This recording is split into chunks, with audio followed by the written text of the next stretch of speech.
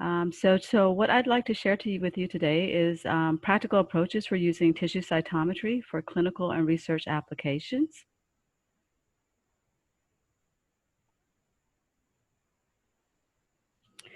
So I have two major topics that I'd like to discuss in terms of techniques that can be quite nicely used for, as I said, both your research and your clinical needs. The first topic is surrounding immunofluorescent microscopy. And it's basically how I basically will discuss it is in the context of utilizing in silico multiplex images and tissue cytometry to phenotype, quantitate, and visualize cells and cell clusters in formalin-fixed paraffin-embedded tissues.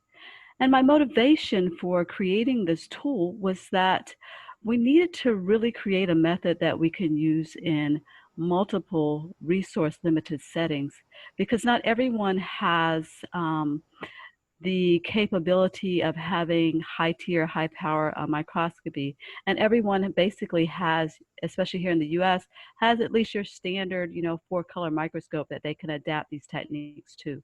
And this is what my motivation was for developing this particular technique. And the second topic that I will discuss is actually how we can use tissue cytometry in the context of bright field microscopy, and more specifically in the context of multispectral imaging of multicolor chromogen-based immunohistochemistry, again on formalin-fixed paraffin-embedded tissue.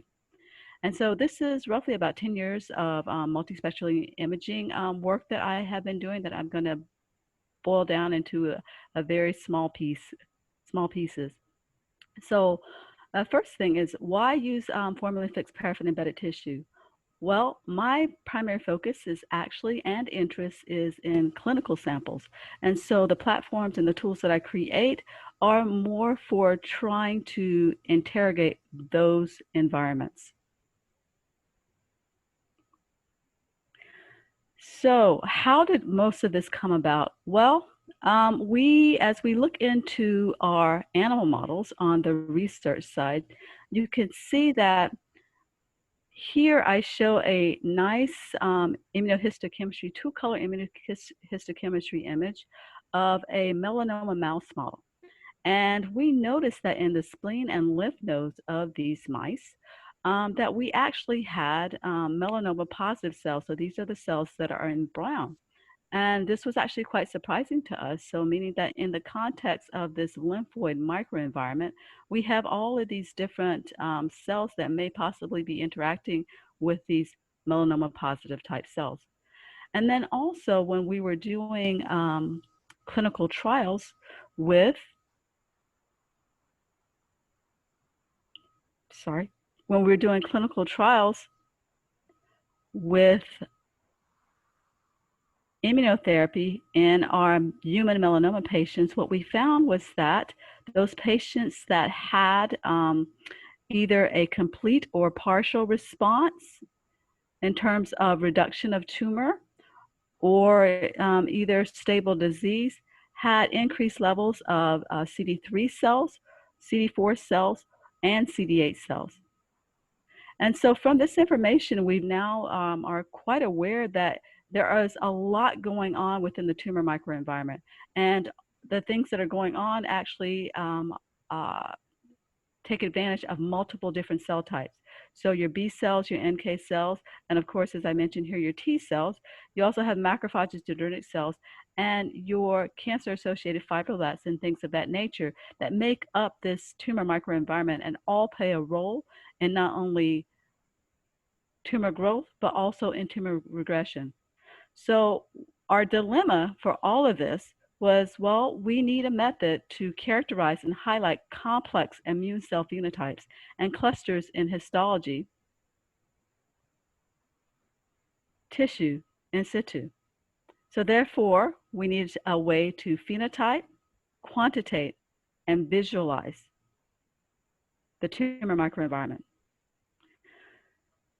So the way that this was done is that I took a multi-tiered or a multi-layered approach.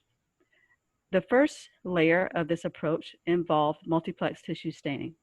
And so this was either immunohistochemistry, or immunofluorescence.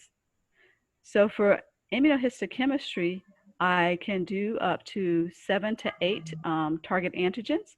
For immunofluorescence, I can do as the amount of antigens is quite unlimited. And so that's the first tier, is the multiplex tissue staining. The second tier is to do whole slide imaging, and that requires high resolution with automated scanning. And we quite nicely use the TissueFax system for that. And in that system, we also do rescanning of the same images or regions with region gates for in silico analysis. And that requires registration. I'll explain that in the next few slides. And then the last tier of this is actually the most important for me, and that's what actually I'm most interested in. And that is using image analysis to identify, and in this context, using StrataQuest to identify each cell by immunophenotype using in silico multiplex images and tissue cytometry. And then also assessing the spatial relationships. And what's most important for me is to correlate those changes with clinical parameters or outcomes and therapeutic response. Is there any way we can reduce that? Okay. So the first process that I'd like to discuss with you is immunofluorescent microscopy. And we were very fortunate that our work was featured on the cover of the Cytometry Part A journal. And this is the work that I'm going to share with you now. And that work is demonstrates the workflow of immune cell cluster identification and analysis through assessment of CD4 and 6 of its biomarkers of activity, mainly Ki67, which is a marker of proliferation, granzyme B, which is a biomarker for cytotoxic T cells, IL-6, which is a standard just cytokine, FOXP3, which is a biomarker for regulatory T cells, RR gamma T, which is a biomarker for CD17 T cells, and TBET, which is a biomarker of Th1 T cells. And the reason actually I just wanted to mention that I put in the IL-6 because I wanted people to be aware that you can actually quite nicely measure cytokines in these tissues as well. So there's a lot that you can do in terms of your immunofluorescent microscopy with looking at many different biomarkers. So, and I just wanted to also point out that although I focus on these 6 biomarkers, this was actually a subset of 20 biomarkers that we did fully. So what is the workflow of this process? So the first thing you do is you start out with multiplex histology. In our case, as I said, we're always dealing with formalin-fixed paraffin embedded tissue because this is what we use with our patient samples. And in that process, we conjugate our antibodies, biomarkers, to Cy3 or Cy5. We go through a process of tissue deparaffinization and rehydration to get the slides to a point where we can actually do the staining. We do antigen retrieval. We block nonspecific binding. We incubate the conjugated antibodies and DAPI, which is our nuclear marker, with each of the sites of interest. And then we mount the slides and cover slip them, do slide imaging acquisition, dye inactivation, and then we repeat the process, which is going to be termed staining round, multiple times until you're finished with the cocktail of markers that you've put together. So that's step number 1. Step number 2 is to actually do the image acquisition. And this is, for us, we do a whole size scanning at 5x, and then we do tile scanning to do deeper and more high resolution magnification at 20x. And so once we do that scanning, we inactivate the dyes. So that's the Cy3 and Cy5 dyes on the slide. And then we scan the slide again to make sure that the activation was complete. And then we redo the staining process again until all of the biomarkers that we've chosen have been added to the slide. And so once we finish this process, We go on to an image preparation step, in which we do image stitching to reconstruct the entire image from the tiles, so these 20x tiles that we've captured. And then we visualize the inspection to confirm that the staining and the image quality is sufficient that we can move on. If it's suboptimal, we actually need to restart this process again, where we re-image and or restain altogether. So if everything is fine from the image preparation slide, then we move on to step 5, where we actually do the in silico image creation. And this is what we use actually with the StrataQuest software. And as I didn't mention before, in step number 4, we're actually using the TissueFacts quantitative imaging system for our imaging. So for step number 5, where we do the in silico image creation, we take the composite images and we generate a composite. We take each individual image and we generate a composite image containing all targets from all staining rounds. And then we align those images using the DAPI channel from each round and a cross-correlation algorithm that determines literally the offsets between the images. And then all images' locations are shifted to match the location of a reference image. And then the next step is to actually do the cell phenotyping. And in this step, we do cell isolation and identification using the grayscale images that we've created from the imaging set. We use nuclear segmentation algorithms with the DAPI channel to isolate the individual cells. And then we use cellular mask algorithms to isolate the actual biomarkers. And as you may remember, those biomarkers actually are linked to either a Cy3 or Cy5 fluorochrome. And then we take this and we do global standard measurements to compute the mean gray level intensity for each biomarker on each cell. And then the next step is the tissue cytometry process, which I alluded to a little bit here with the cell phenotyping. And so for the tissue cytometry process, this is a step where we actually do the quantitation. So again, we take the mean gray level intensity and we plot it in histograms and in dot scatter plots. And the cutoffs that we use are established by doing backgating into the tissue itself to verify that the actual cutoffs are correct, that we're calling the correct positive cells and the correct negative cells. And then after that, we do a final visualization. Again, all of this is within the StrataQuest software, where again, we do the backgating from the tissue cytometry plots into the grayscale images or the pseudocolor images in silico to validate the phenotypes that we've created here and for the quantitation. And then we actually do, as further verification, make contour plots that highlight the cells of interest. And I will show you examples of that in the next few steps. And this is the process of where we stop, right? So here is an example of 6 biomarkers. As I mentioned, these are the biomarkers that show cell activity for CD4. And the primary questions were, what biomarkers actually overlap with the CD4 biomarker? And are there any clusters that are formed from those specific biomarkers? So as you can see here from panels A through F, so in each panel, in green is CD4, in blue is DAPI. The biomarkers in red are unique biomarkers for each panel. So in A, red is Ki67. In B, red is granzyme B. In C, red is IL-6. In D, red is FOXP3. E, RR gamma T. And F, red is TBAT. Now, as we looked at these samples before we did any quantitation, we noticed something very interesting, right? And this is, we're actually just showing us a very small, a nice subset, a nice region of this particular analysis that shows you all of the different cell types in one view.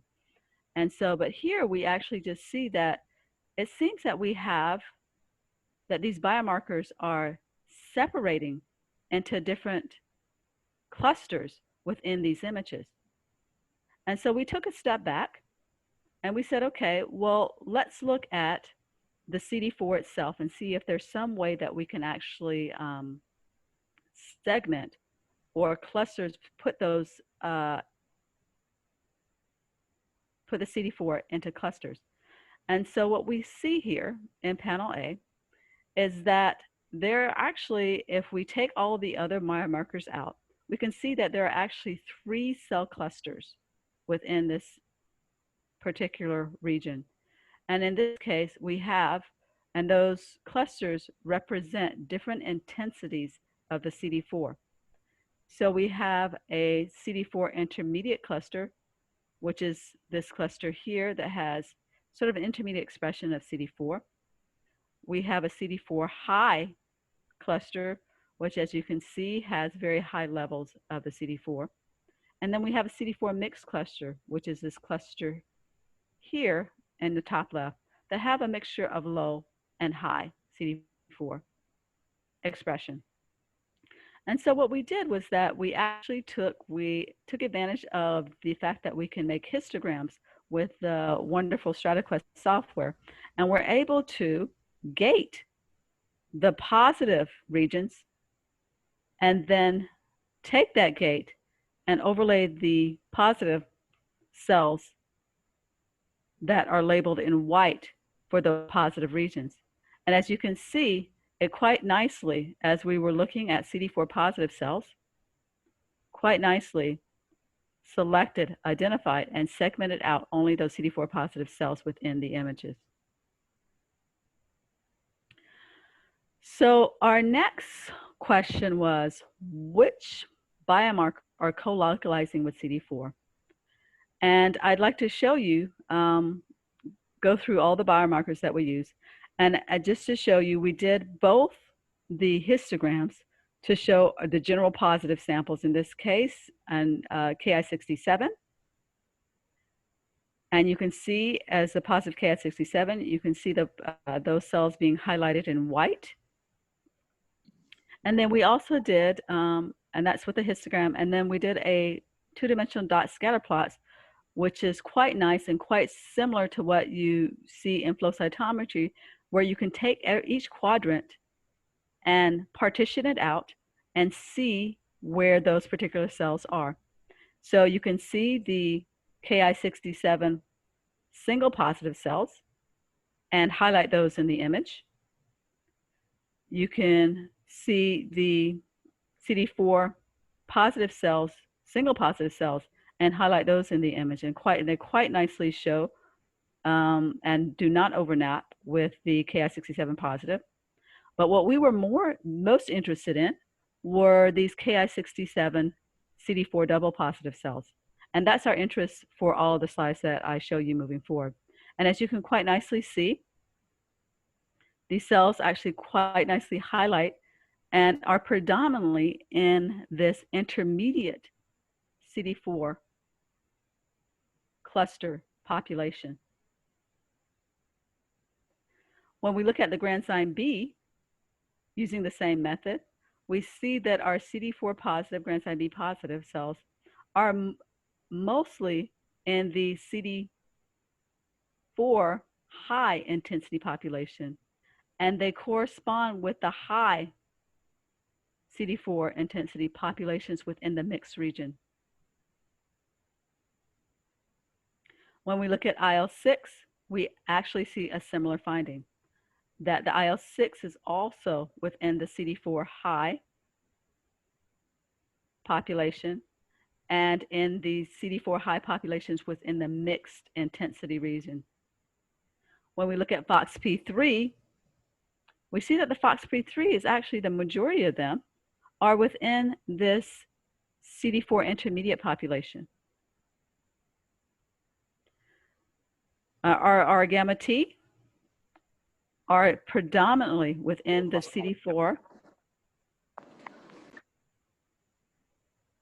intermediate population. I'm sorry, the CD4 mixed population here on the upper left. And then our TBET is spread throughout each one of these populations.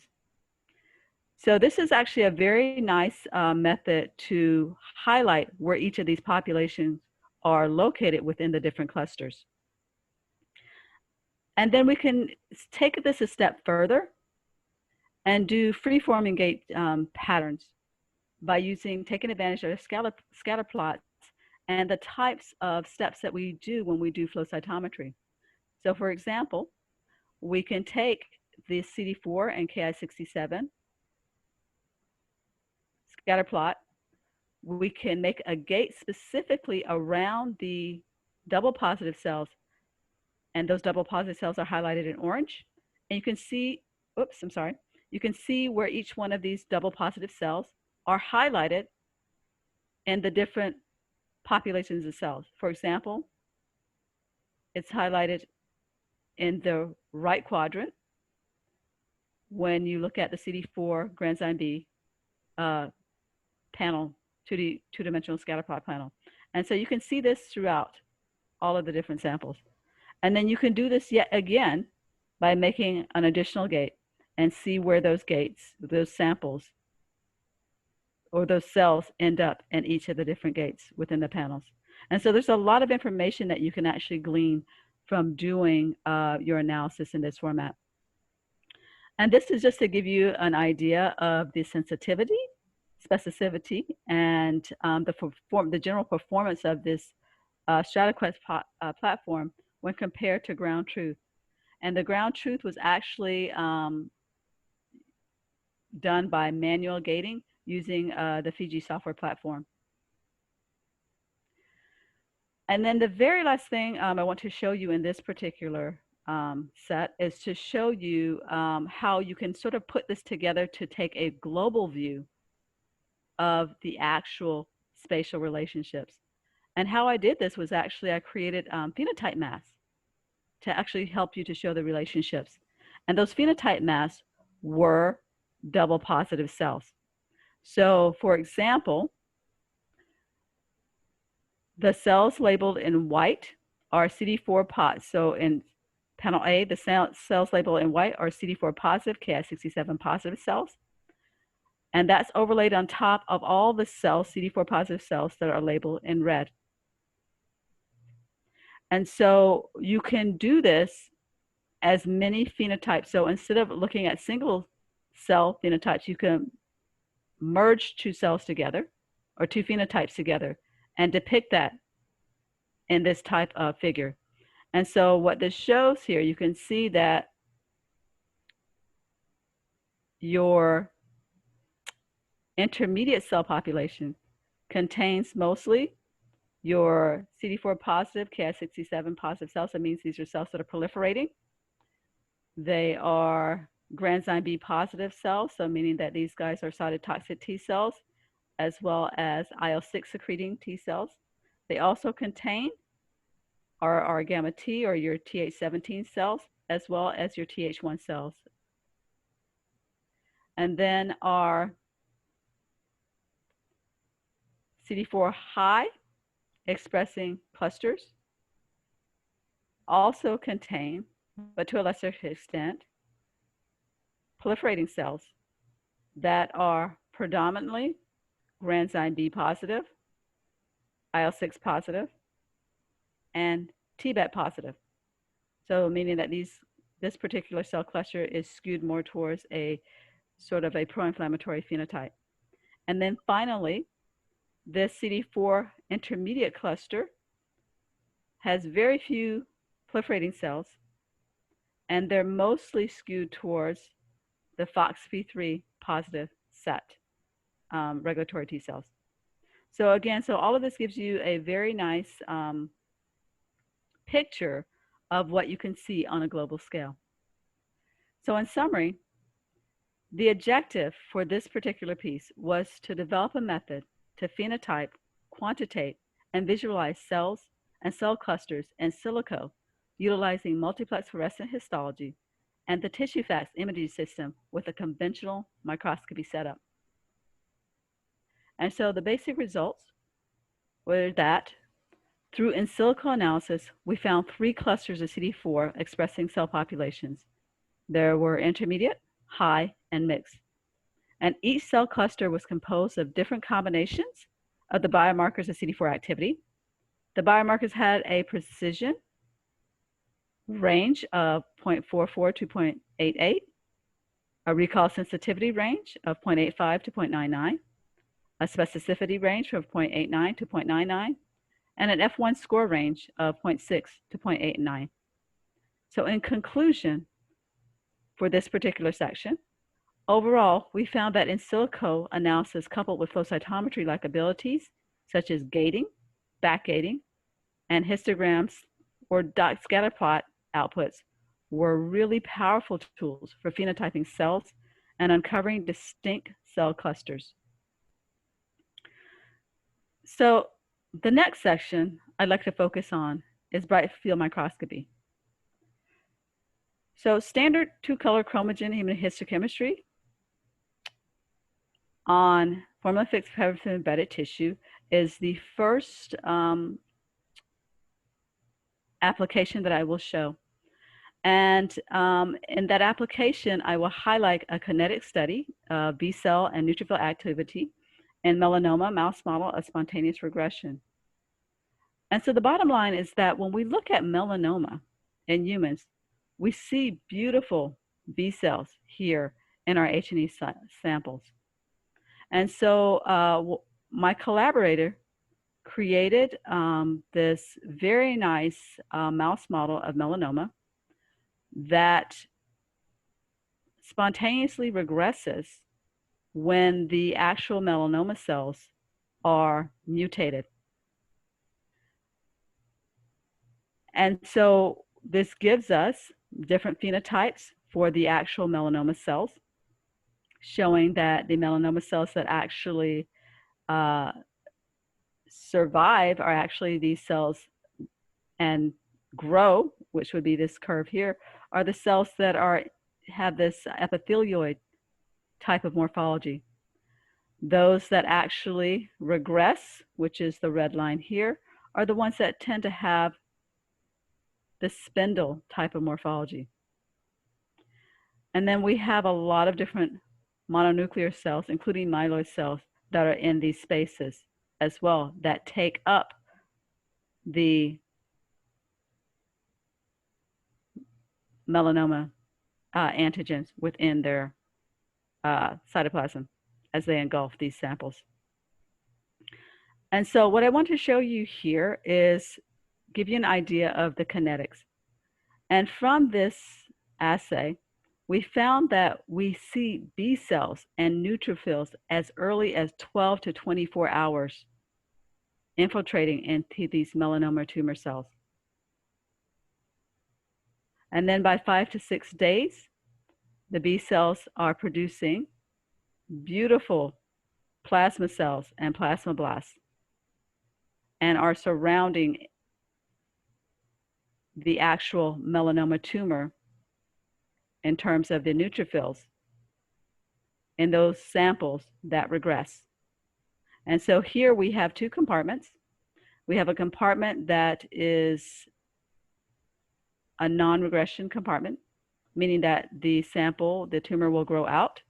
And we see that the tumor, the B cells and the neutrophils tend to be on the exterior or the peritumoral portion of the actual melanoma tumor bed itself. And then when there's actually tumor regression, we see these B cells and neutrophils invade those areas very nicely. So the peak of this response is about 15 days. And what we see is that our melanoma cells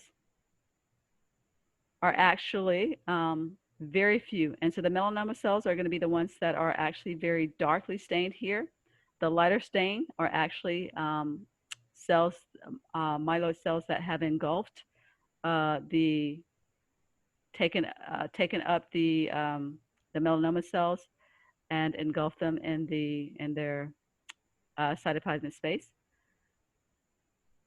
When we look at the immune cells, we see B cells here are throughout the tumor bed, as well as the neutrophils. And we start to see nets or neutrophil extracellular traps that are formed within these spaces as well. And so by day 20, all of this is gone. You have very few B cells, you have very few neutrophils, but what you're left with is basically a space without tumor. And so the tumor has regressed at this point.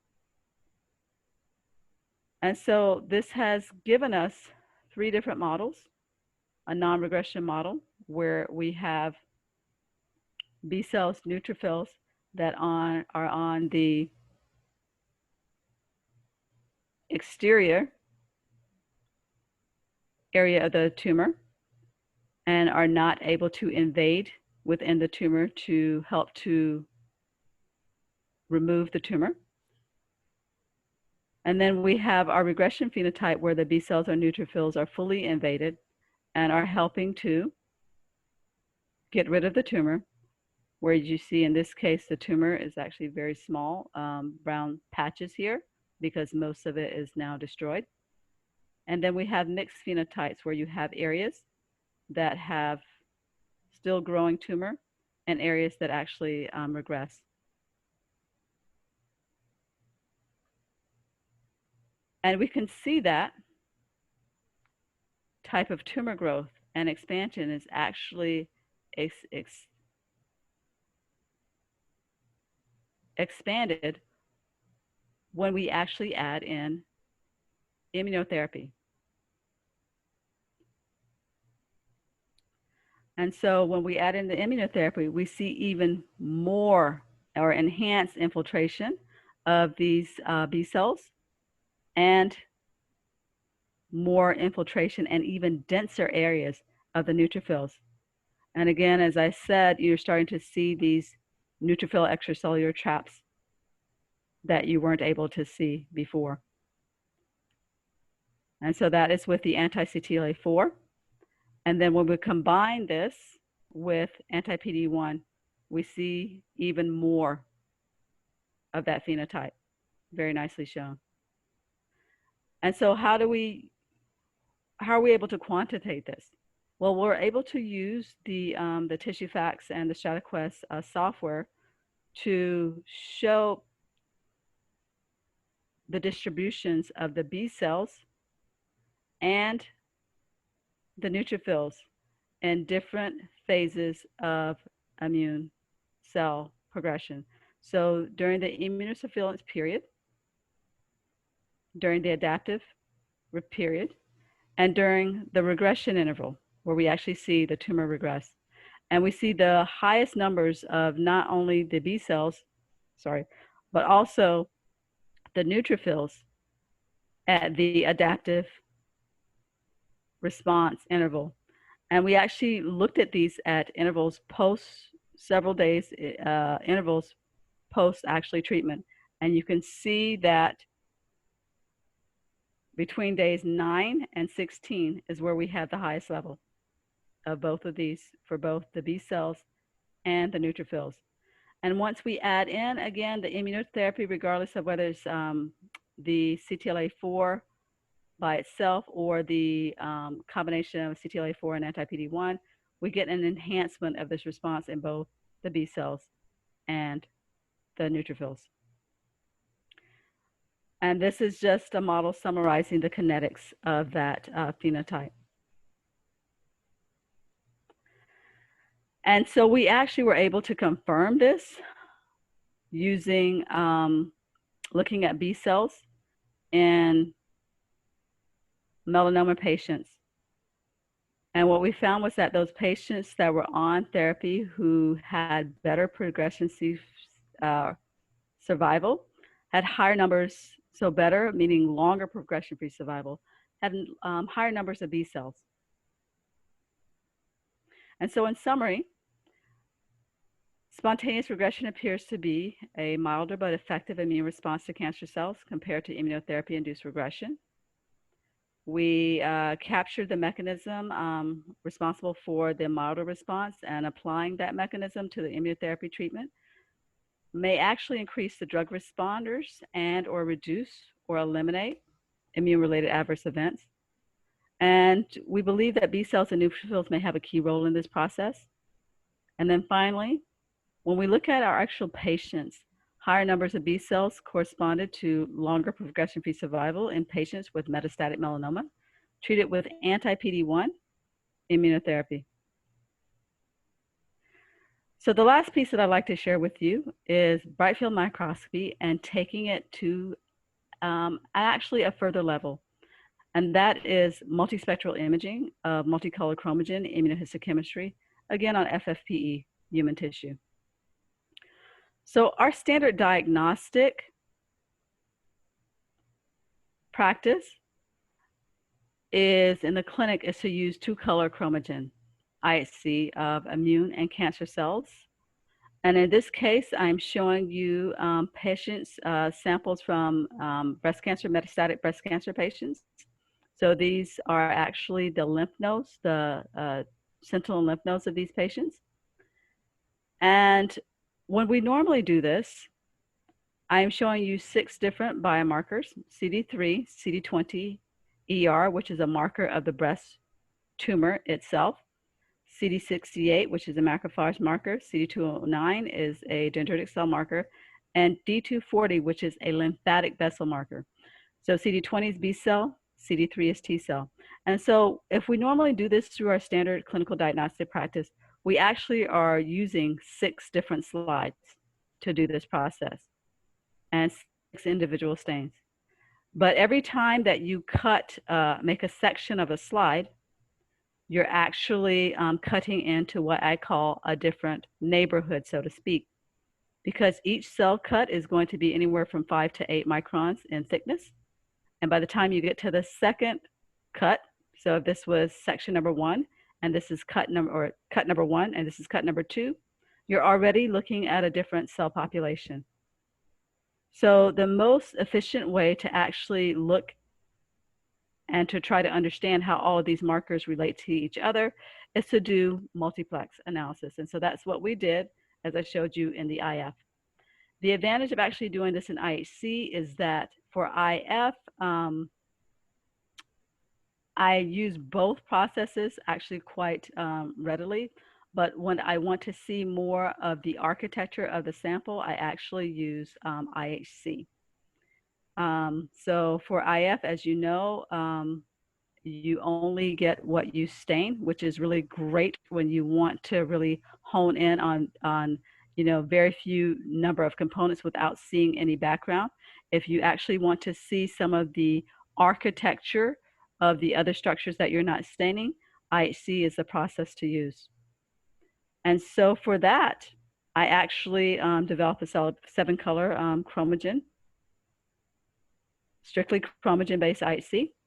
And I show you here an example of, on the left side, a beautiful tonsil showing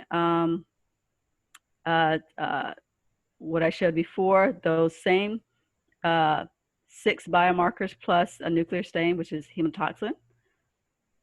And in brown are the B cells, or CD20. In blue are the T cells, is CD3.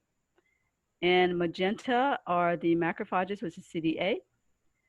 In this dark blue here are the, or dark purple are the dendritic cells. And these vascular structures that are covered in a brick red are the lymphatic vessels. So this is a nice tonsil example.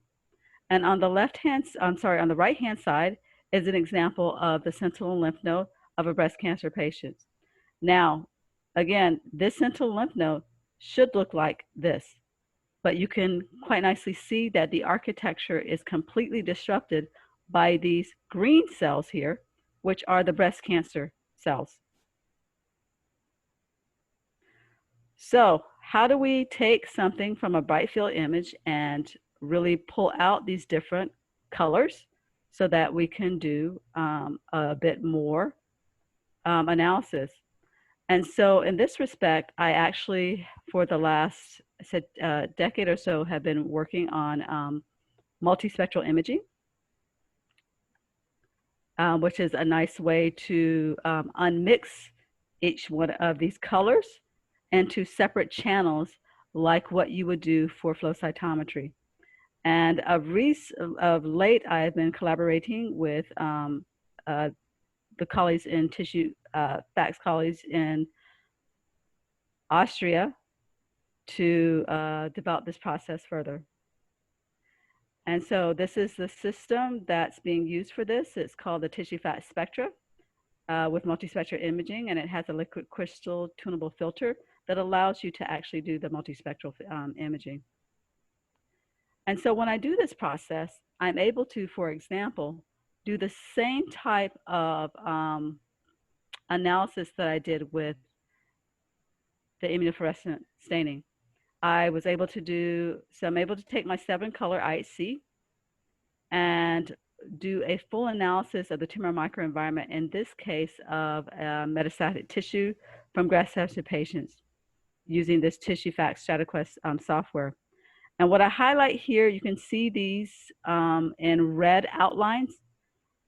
When I go to do these 2D scatter plots of my B cell, which is CD20, over my tumor cell, or breast cancer cells, which is ER, you can see that my single positive cells, I go back and I backgate these cells in red, and you can see that they quite nicely highlight just those red cells.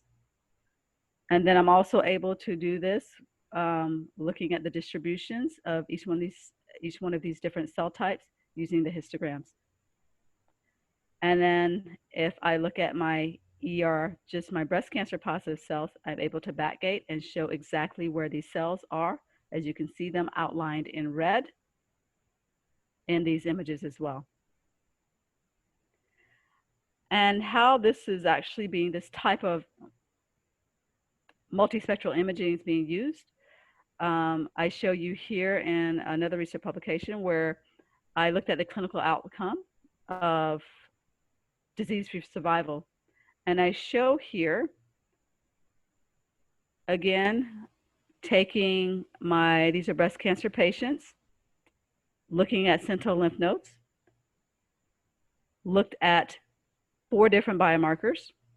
So that's dendritic cells with a CD1A that's highlighted in magenta, CD3 T cells that's highlighted in blue, CD20 B cells, which are highlighted in brown, and then the actual pancytokeratin, or the cancer, the breast cancer cells, that's highlighted in purple.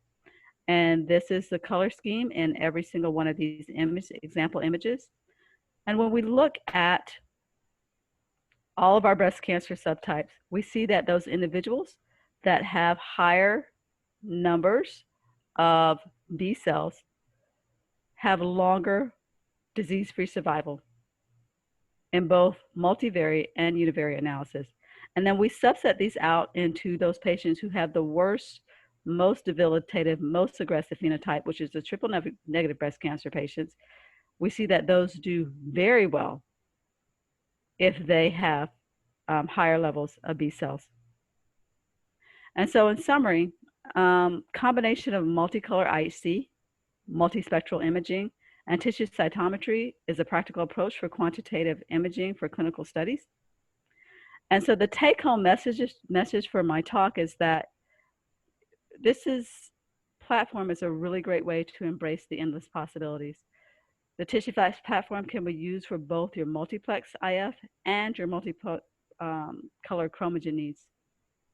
And I'd like to acknowledge my collaborators in the Department of Dermatology at Yale, so Marcus Bosenberg, Ruth Halaban, and Richard Ellison, as well as my collaborators in the Department of Pathology, David Rim and his students, as well as my colleagues in medical oncology, Harriet Kluger, Lucia Villanova, and Lise Fuchstai, who I am now part of the breast cancer oncology research team.